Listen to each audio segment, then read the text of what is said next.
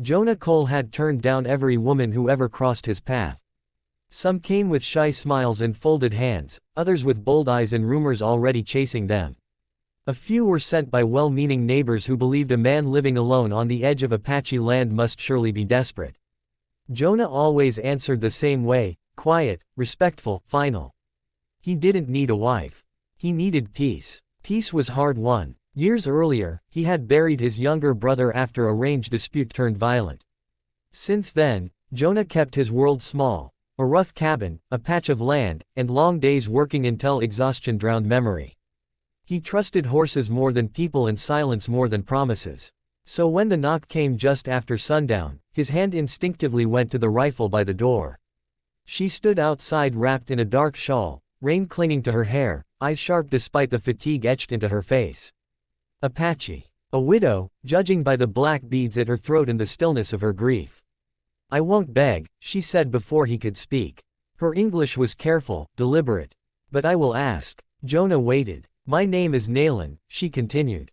"My husband is dead. Winter is coming. I need shelter." He glanced past her to the empty land. "There's a mission 2 days east." "I know," she said. "They don't take my people." Something in her honesty unsettled him. "I don't take anyone," he replied. She met his gaze without flinching. "Then answer me this, Jonah Cole." His name on her lips startled him. "Do you want a wife, or just shelter?" The question hit harder than any plea. He opened his mouth to refuse, again, but the words tangled. He saw not manipulation, but a woman who refused to lower herself, even in need. "I don't want a wife," he said finally. She nodded once. "Then I will take shelter. For work. For respect." Silence stretched between them, thick with unspoken rules and dangers. Letting her stay would invite gossip. Trouble. Maybe worse. Jonah stepped aside. "You can sleep in the shed," he said. "You work for your keep. No promises." Nayland inclined her head. "That is enough." That night, Jonah lay awake listening to the wind tear at the cabin walls. For the first time in years, he wasn't alone, and that frightened him more than he cared to admit. Nayland rose before dawn every morning. Jonah noticed, because he always did, how the fire was already warm, how water appeared without him hauling it, how his horses grew calmer under her steady hands. She never crossed boundaries, never asked questions that weren't offered. Yet somehow, she filled the empty spaces he had grown used to ignoring. The town noticed too. Men stared. Women whispered. Some warned him she'd bring trouble, that he'd lose his land, his standing. Jonah listened, then went back to work. He had buried enough truth to recognize it when it stood quietly beside him. One night, a storm trapped them inside. Thunder cracked so close the cabin shuddered. Nayland sat by the fire, mending a tear in her shawl. Jonah watched her hands, scarred, capable. "You were married long?" he asked, surprising himself. "Since I was 16, she said.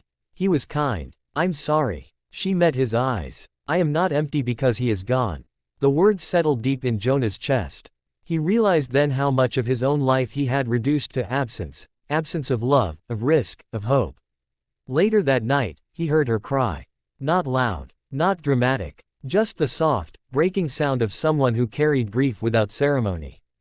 Jonah stood on the other side of the wall, frozen. He had turned away from pain for so long he no longer knew how to approach it. The next day, trouble arrived. 3 men rode up, drunk and bold. They laughed when they saw Nayland, said things Jonah would never repeat.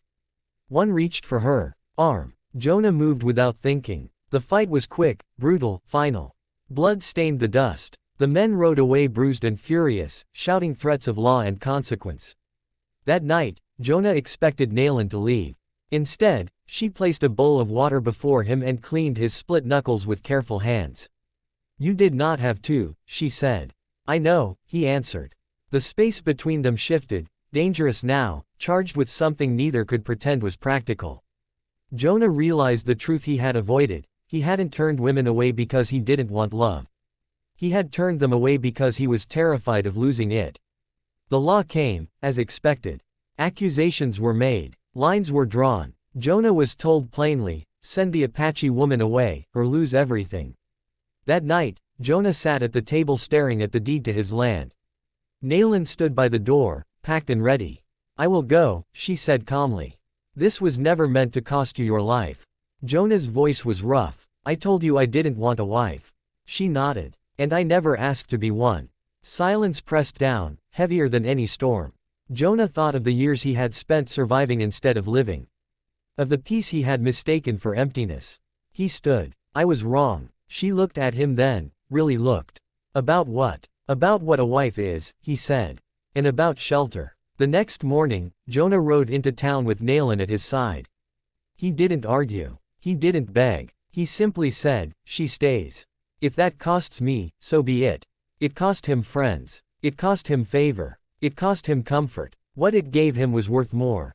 They married quietly months later, not out of need, but choice. Not to hide from the world, but to face it together. Years on, when people asked Jonah why he had finally said yes, he always answered the same way. She didn't ask to be saved. She asked to be respected. And that saved me.